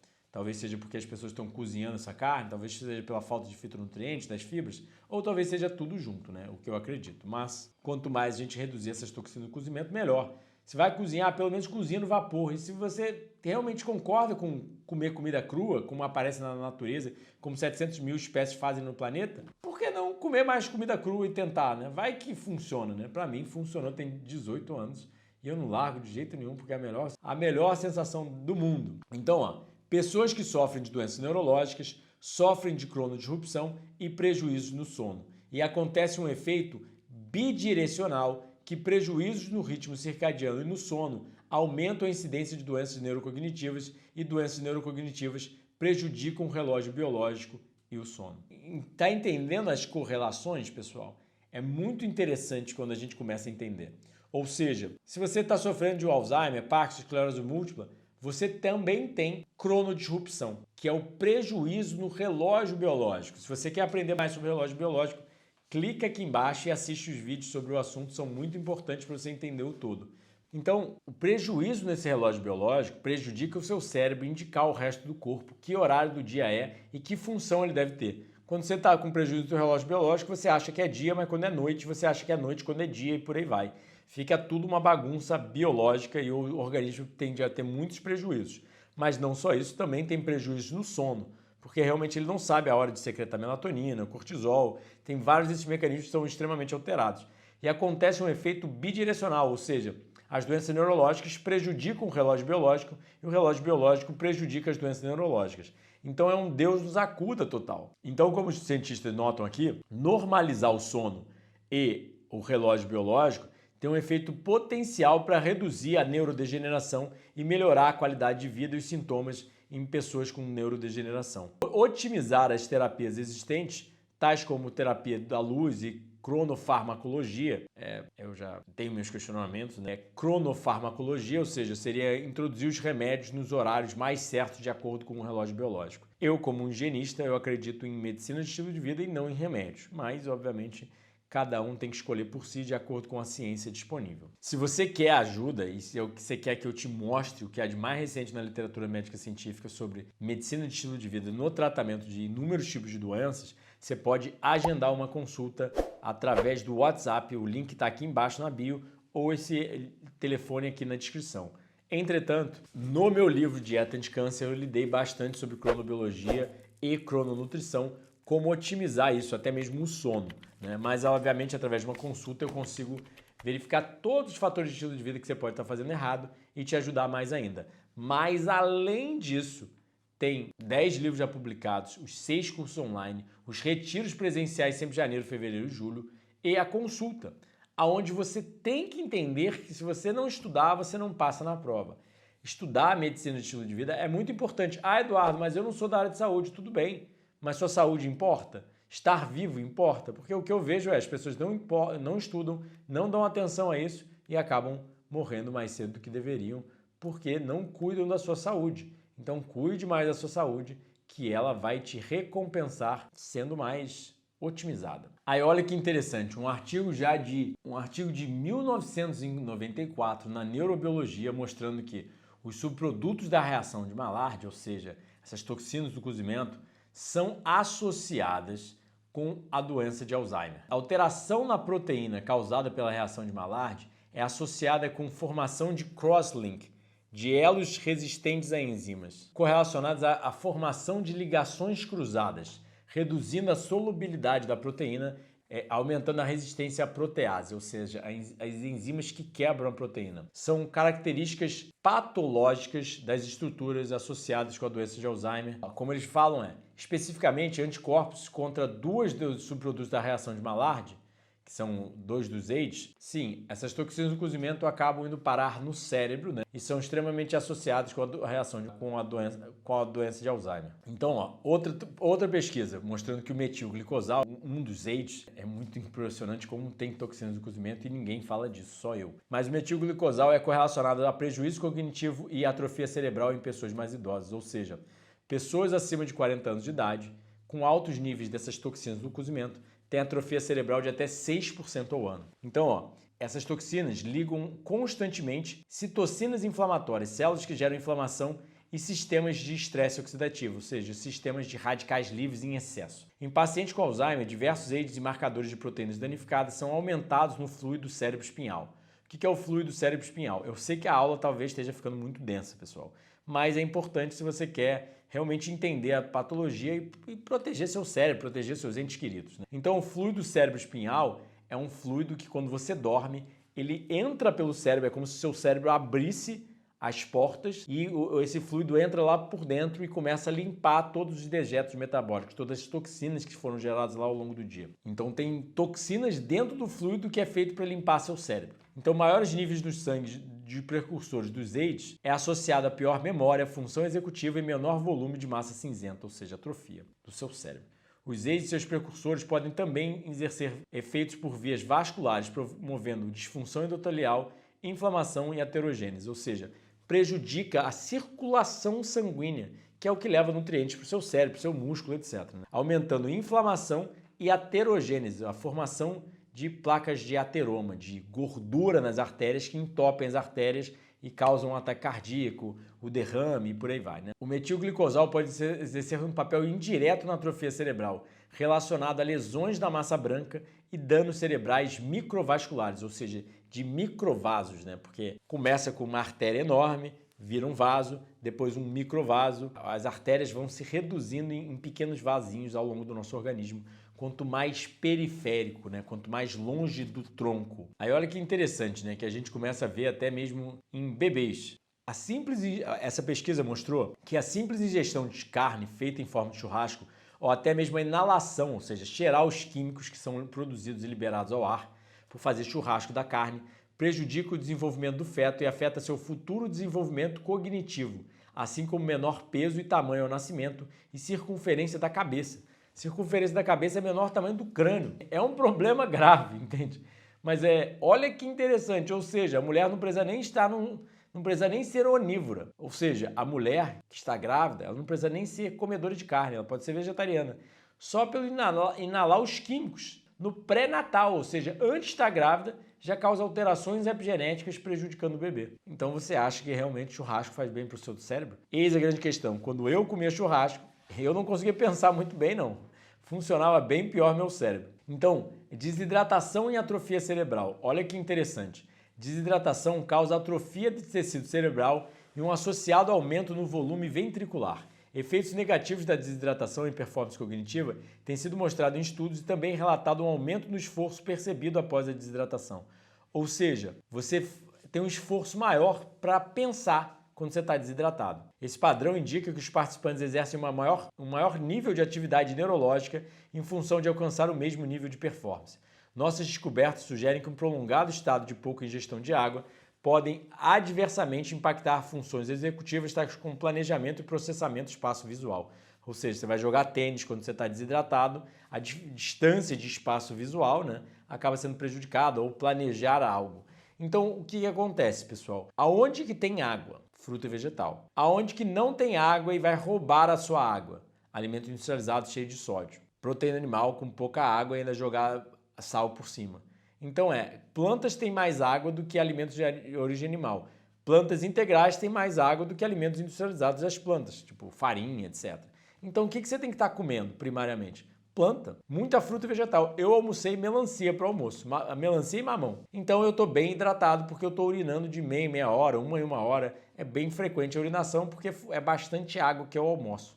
Então sim, beba água, mas entenda que quanto mais água dos alimentos você consumir, quanto menos sal você consumir, mais bem hidratado você está. E aí falam que a comida cozida evoluiu o nosso cérebro. Aí eu te pergunto, como comer alimentos que nos desidratam podem ter auxiliado a evolução do cérebro humano? Ai, meu Deus. Se você quiser saber mais sobre isso, sobre a evolução do cérebro humano, tem vídeo aqui no canal eu mostrando todas as teorias, teses e a perspectiva científica mais recente de que foi fruta, os fitoquímicos, esse coquetel tão inexplicado dentro das frutas vegetais, dentro das frutas que provavelmente evoluiu o nosso cérebro. Mas, olha que interessante essa pesquisa publicada na Neuroepidemiologia em 1993, ou seja, tem 30 anos e ninguém fala sobre, 31 anos e ninguém fala sobre, consumo de produtos de origem animal aumenta a incidência de demência em até 3 vezes, ou seja, pessoas que comem bastante carne comparado a vegetarianos de longa data.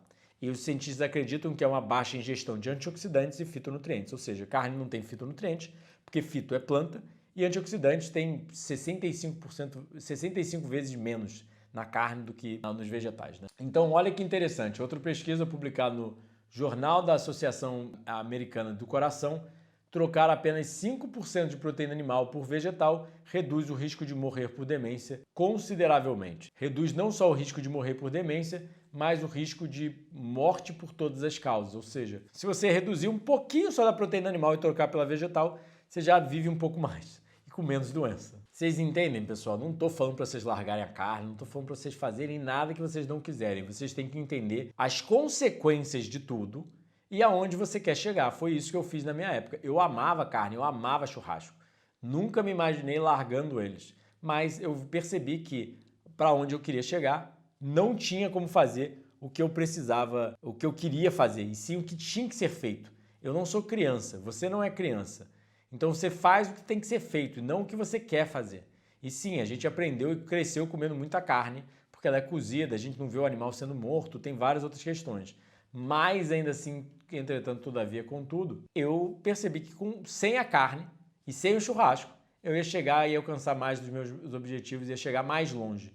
Então, foi uma questão de ser mais saudável, ser mais em forma, ser mais bonito, ser mais produtivo, alcançar meus sonhos, ou continuar fumando, bebendo, comendo besteira e fazendo o que eu fazia antes, o que eu aprendi. Entende? Você tem que escolher por si mesmo, mas os dados científicos são claros. E olha que interessante, o alto consumo de sal aumenta o risco de doenças neuropsiquiátricas. Sim, um alto consumo de sal promove neuroinflamação, inflamação dos seus neurônios, aumentando o recrutamento de neurônios associados com estresse no cérebro e aumentando a hiperresposta a um estresse psicológico agudo. Ou seja, você fica neuroinflamado e qualquer coisa você reage em excesso. Aí vamos lá, outro estudo, olha que interessante. Dieta rica em sal causa disfunção cognitiva, disfunção no processo de pensamento, em ratos, por induzir ambiente inflamatório e ligar a apoptose no cérebro. A apoptose é a morte programada de células, né? Ou seja, as células começam a se matar porque elas são danificadas. Efeitos acompanhados de disbiose e reduzida produção de ácidos graxos de cadeia curta. O cocô de bactéria que eu tinha falado, os famosos short chain fatty acids. Então, olha que interessante. Eles botam ratos para comer muito sal e eles têm um prejuízo no funcionamento do cérebro, porque isso causa inflamação e morte de células. E aí causa disbiose, o sal também prejudica as bactérias do intestino e uma reduzida produção dessas substâncias tão importantes que elas produzem. Então os ratos foram alimentados com uma dieta rica em sal por 8 semanas, né, e prejudicaram o aprendizado e a memória. Reduziram a proporção de bacteroidetes, ou seja, um tipo de bactéria no intestino, e a proteobactéria, e aumentou os firmicutes, ou seja, uma bactéria prejudicial. Então as concentrações desse cocô de bactéria reduziu, que é o acetato, propionato e butirato. Aí teve mais marcadores inflamatórios sendo ligados, como IL-1, IL-6, TNF-alfa, expressão de TNF-alfa no cérebro, literalmente. Ou seja, o alto consumo de sal promove esse declínio cognitivo através da hipertensão. Mas mesmo sem a hipertensão, também ele causa prejuízos. E aí agora a gente começa a ir para as soluções. Olha que interessante. Neuronutrição pode prevenir e tratar doenças neurológicas.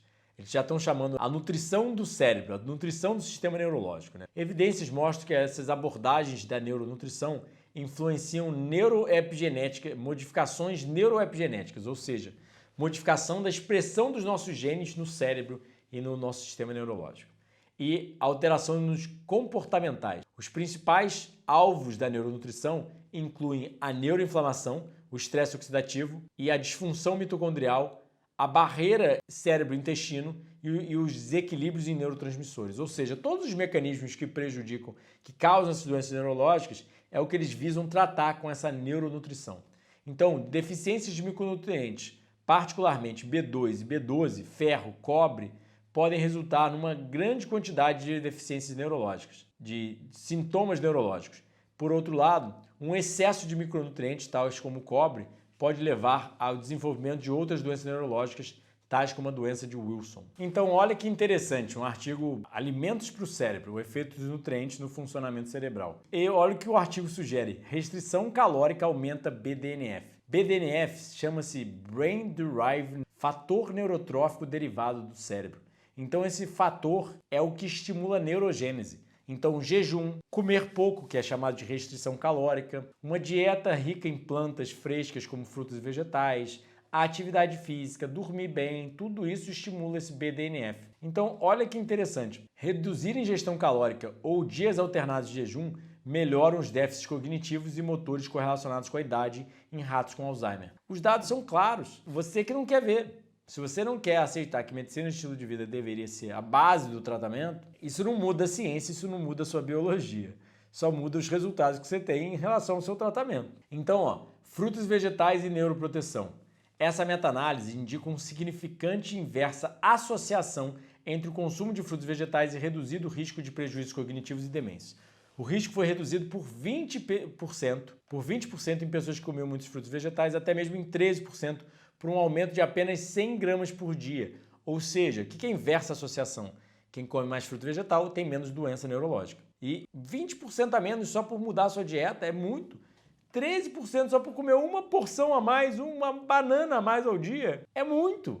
Entende? Se você focar no todo, atividade física, sol, sono, dieta, imagina o tamanho da redução. Imagina você tirar as toxinas do cozimento, imagina se você fizer muita coisa que eles só estão testando uma pequena alteração dietética que já está mostrando resultado. Então, eles sugerem que frutos e vegetais são importantes componentes da dieta mediterrânea. Não, isso é dieta de qualquer um. Brasileira, etc. Todo mundo. Dieta humana deve incluir muita fruta vegetal, a qual é rica em antioxidantes, vitaminas e folato, que em estudos epidemiológicos laboratoriais, esses micronutrientes são correlacionados a benefícios cognitivos. Então, quem tem uma alta variedade de frutos vegetais tem melhor cognição, como função executiva, memória e atenção.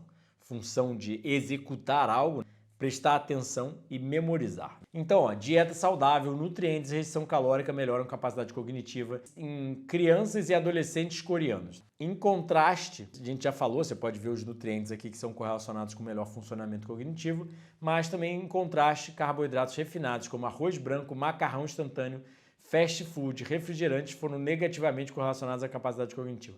Macarrão instantâneo todo mundo sabe o que é, né? Aquele que vem com um pozinho que todo mundo comeu quando pequeno e eu também comi muito. Então olha que interessante, uma imagem dos animais na natureza do que eles comem. Cavalos comem grama, não são os animais mais inteligentes. Pássaros comem grãos, também não são os animais mais inteligentes. Porcos comem raízes, tubérculos e ficam fuçando embaixo da terra, também não são os animais mais inteligentes. E animais carnívoros, tipo leões, panteras, etc., comem outros animais, comem os órgãos, comem todo o animal por inteiro, até osso, né? E também não são os animais mais inteligentes. Quais são os animais mais inteligentes dessa figura? Bem simples. Os primatas antropóides, os macacos que se parecem conosco. Ah, Eduardo, mas eles são mais inteligentes porque eles são primatas? Não.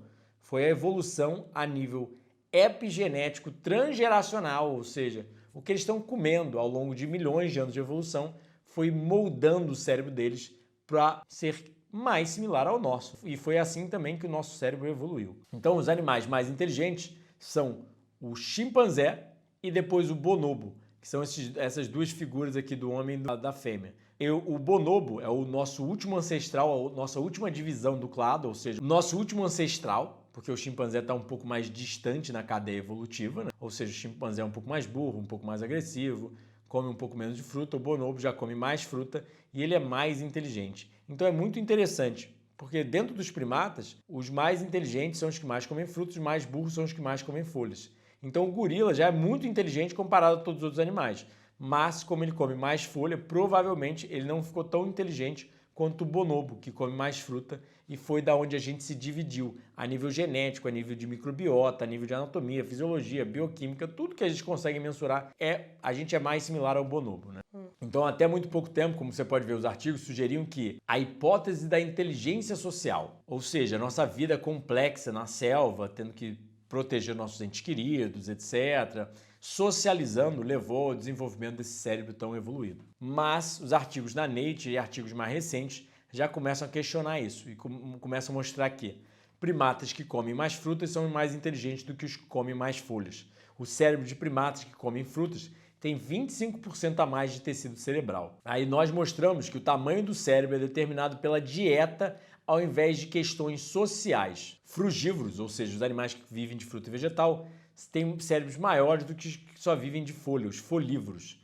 Nossos resultados questionam a ênfase atual das explicações sociais ao invés de ecológicas no desenvolvimento dos grandes cérebros de primatas, e levando a hipótese do desenvolvimento focado em frugivorismo, né? Isso é o termo dos cientistas falando, não é nem o meu termo.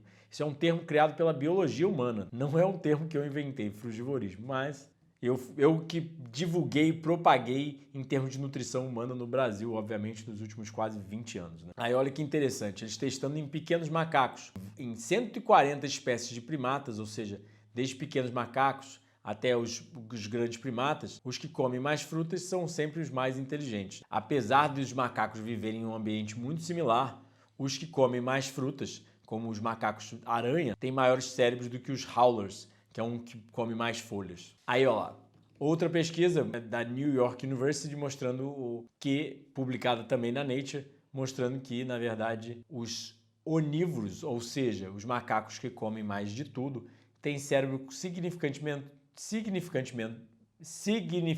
menor do que os frugívoros. E aí eu te pergunto, você quer um cérebro maior ou você quer um cérebro menor? Você quer ser mais inteligente ou mais burro, menos dotado de QI e atrofiar seu cérebro mais rápido?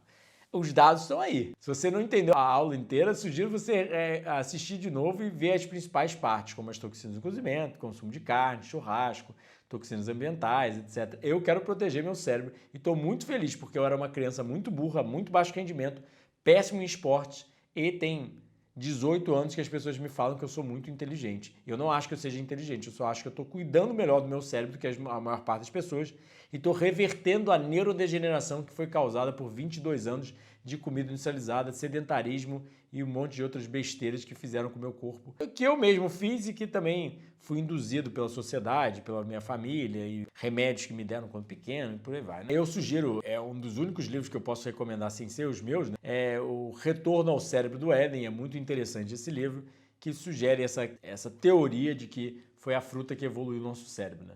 Ou seja, eles mostram que é um coquetel químico das frutas, que ainda não é devidamente estudado, por milhões de anos ali sendo exposto ao nosso cérebro, através de um loop epigenético transgeracional, ou seja, um feedback loop é aquela coisa que faz retroalimentação. E aí, epigenética é essa expressão de genes que é mudada, né? Ou seja, você tem uma genética, mas os genes são ligados e expressados de forma diferente. E transgeracional é que vai passando de geração através de geração. Então, como nossos ancestrais foram comendo muita fruta, os filhos deles iam tendo influência, depois de 1 milhão de anos e depois de muitas gerações sendo nascidas dessa forma, com esse coquetel químico das frutas, o cérebro humano foi se especializando, se tornando muito maior. Então, como eles mostram, durante um período de milhões de anos, o cérebro humano expandiu de uma forma muito acelerada e há 200 mil anos parou abruptamente. A perda da nossa dieta frugívora simbiótica levou a uma progressiva neurodegeneração caracterizada por comportamento agressivo, uma percepção do mundo baseada em medo e a supressão de habilidades matemáticas, espirituais e artísticas elevadas. O cérebro humano parou de evoluir e começou a encolher. Olha que legal. Eles estão mostrando que após o Homo Pleistoceno, né, ou seja, Ali em torno de 150 mil anos atrás, existem evidências que o nosso cérebro não só parou de crescer, como estava crescendo constantemente, mas começou a regredir. Então a massa do cérebro alcançou seu auge em 1.400 gramas e agora reduziu para 1.300 gramas, o típico atual. Ou seja, seres humanos, desde que adotaram o cozimento, provavelmente ficaram mais burros, porque foi mais ou menos essa a época que começou a última era glacial. Se você não entende sobre isso, se ainda não assistiu, sugiro você assistir meu TED Talks, o Dieta do Éden, mas a gente também vai estar fazendo um podcast sobre a dieta do Éden, o frugivorismo, aqui no canal, mas tem muitos vídeos que falam sobre isso também. Então, vamos lá. Paleoantropologia. Olha que interessante. Os cientistas mostram, através de parâmetros dentários em seres humanos, que há muito pouco tempo atrás, até relativamente recente na história humana, nossos ancestrais todos comiam muita fruta, né? A dieta era baseada em fruta. E aí a gente tem também vários dados, por exemplo, como a comida cozida e a degeneração. O Pottinger testou comida cozida em gatos. Ele era um médico que ele escreveu um livro chamado Os Gatos do Pottinger, um estudo na nutrição. E ele testou isso em 1.000 gatos. Ele deu comida crua, comida cozida, comida pasteurizada, comida condensada. Ou seja, dividiu cada 250 gatos em um grupo, separou eles e só deu esse tipo de comida para cada um. E à medida que ele ia cozinhando mais o alimento, refinando mais o alimento e alimentando eles, eles iam se tornando mais doentes e, obviamente, com redução do tamanho do crânio, menor capacidade motora, etc. Os gatos eram muito doentes e não conseguiam nem mais reproduzir depois da terceira geração, nos gatos alimentados com comida extremamente cozida. E aí eu te pergunto, que obviamente tem uns vídeos específicos sobre isso, falando mais em detalhes, né? Se a comida cozida nos tornou inteligentes, como chegamos a ser tão inteligentes ao ponto de cozinhar nossa comida? É um paradoxo, né? Mas os AIDS, essas toxinas do cozimento, a inflamação, estresse oxidativo, essas substâncias cancerígenas que a gente conversou, a desidratação, a perda de nutrientes, tudo que eu falei até agora causa prejuízos a nível neurológico e fruta a nível científico causa benefícios neurológicos. Então não tem como acreditar que a comida cozida ou a carne evolui no nosso cérebro, enquanto fruta não tem nada a ver com isso. É só olhar nossos ancestrais. Nós éramos primatas vivendo na selva e mesmo depois que viramos seres humanos, a gente ainda tinha um consumo de fruta absurdamente alto, até a gente precisar, por causa da última era glacial, que congelou o globo, faltou fruta, a gente deu um jeito de sobreviver e começou a cozinhar. E desde então nosso cérebro encolheu, de acordo com a ciência. É uma coisa tanto óbvia, mas o cozimento em si começou muito mais depois do período neolítico, ou seja, do advento da agricultura.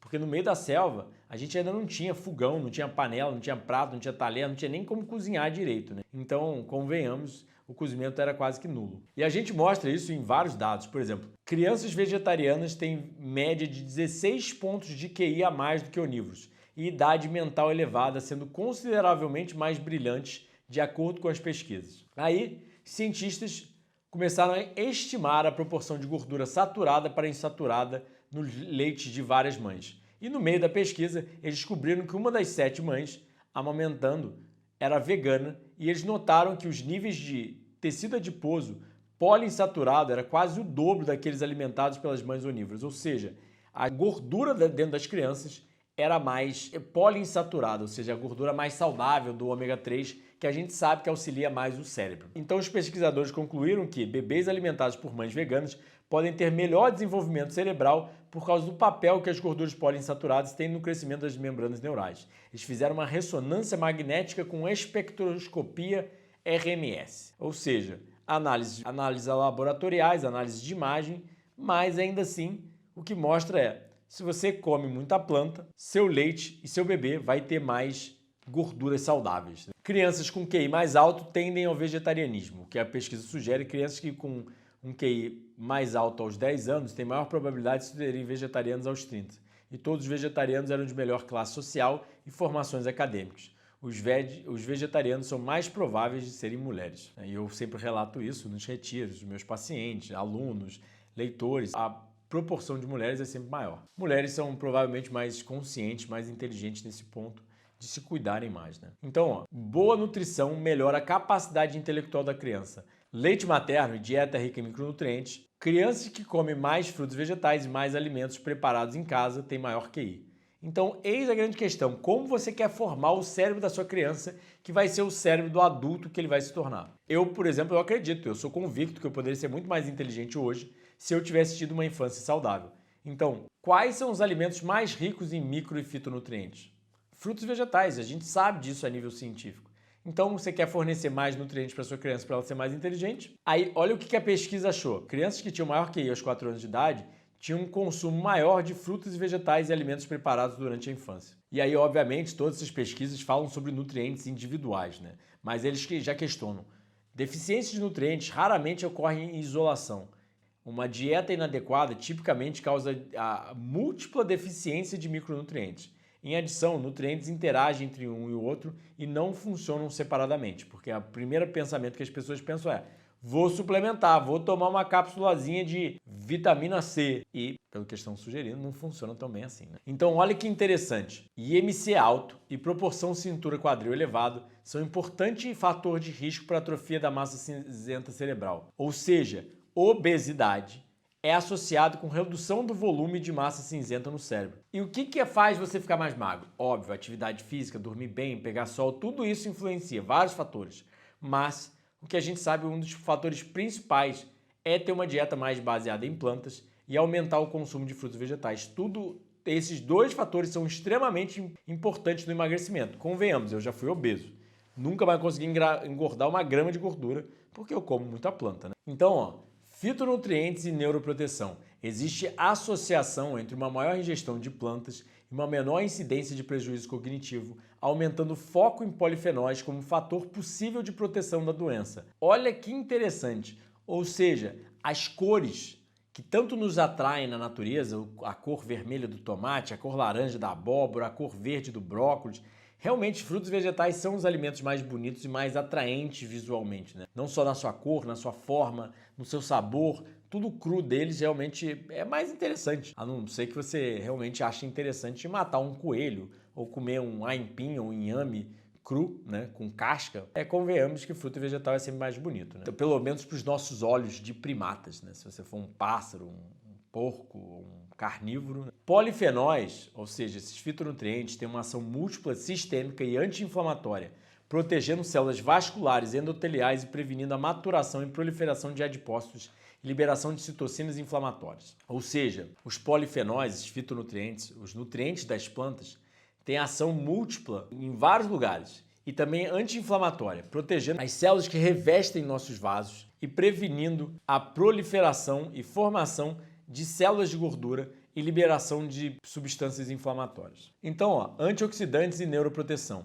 A maior parte do dano neurológico é causado por uma complexa reação bioquímica, tais como agregação proteica, reação de radicais livres, fornecimento de sangue insuficiente, excitotoxicidade do glutamato e estresse oxidativo. Ou seja, olha que interessante, essas doenças neurológicas vêm de radicais livres, glutamato monossódico, ou seja, o aginomoto, como a gente chama, etc. Esses temperinhos que vão na comida que são tóxicos, né? Fornecimento de sangue insuficiente, ou seja, você está com pressão alta, você está com colesterol alto, tudo isso mostra que você já deve estar com início da aterosclerose, início da doença cardiovascular, que o sangue não está correndo direito pelas suas veias, né? E agregação proteica, que é obviamente causa dessas toxinas do cozimento, entre outras questões, né? Antioxidantes têm uma propensão de bloquear ou atrasar a apoptose. Muitos relatórios sugerem um efeito terapêutico de vários antioxidantes naturais contra a doença cerebral isquêmica. Ou seja, aonde tem antioxidantes, pessoal? Eles estão falando que antioxidantes são muito importantes para proteger seu cérebro. E frutos e vegetais são a maior fonte de antioxidantes, e ainda mais crus, porque quando você cozinha, esses antioxidantes são demasiadamente perdidos, né? Ou seja, uma parte deles são danificados. Eles são chamados de lábeis, né? É o termo científico.